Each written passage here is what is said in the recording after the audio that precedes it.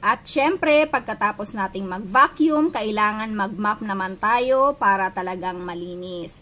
Pero bago yan, unbox muna natin itong bagong Joyboss M16 Plus. Kung nagkaroon kayo ng Joyboss M16, mas magugustuhan nyo itong upgraded version. Merong 3 pieces stainless steel pole na kapag na-assemble nyo, 133 cm ang taas.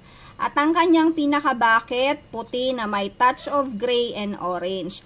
Ang laki nito ay 36 cm by 19 cm naman ang taas. May free mop cloth na din, upgraded na din ito.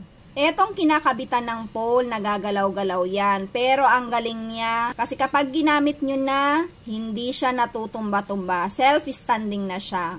Eto naman ang pinaka-bucket, double drum design na siya. Para yan sa clean and dirty water. Maganda yan kasi nase-separate ang malinis na tubig sa maduming tubig. May takip na sa clean water, makapal na acrylic ang quality ng takip kung saan andun yung comb teeth style brush. Matigas yan. Mas maganda kasi mas malilinis ang mop cloth. Etong orange na to, pwedeng dito padaanin ang tubig at panlinis kung ayaw nyong tanggalin ang takip. May side filter na din ang bucket para masala ang dumi. Assemble nyo muna ang 3 stainless steel pole. Self-standing na din pala ang pole na to. Ang galing ng design niya. Maganda din kasi may handle ang bucket, madaling bitbitin kahit saan. Dahil gabi na at ugali ko na bago matulog, mag-mop ng floor. May nakabantay pa ngang nakikiosyoso pa. So, yan pala ang alaga naming si Mickey. May higaan yan, pero mas gusto niyang pumesto sa basahan. Hindi ko alam kung bakit trip niyang dyan pumesto. Ayan nga, curious na naman siya. Mamaya tatakbo na naman yan.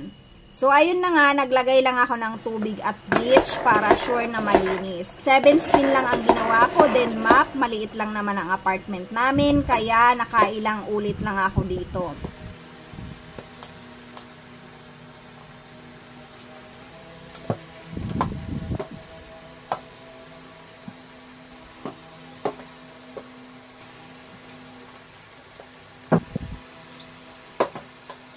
So, ayan na nga, dito pa lang yan sa kusina at workstation. Pero kahit nag-mop na ako kaninang umaga, madumi pa rin talaga.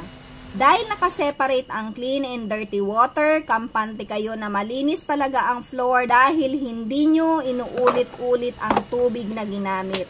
Spin ulit para malinis ang mop cloth bago itago. Kaya kung gusto nyo din ng ganito, ilalagay ko na lang sa yellow basket at sa comment section. See you on my next video. Thank you for watching. Follow me for more.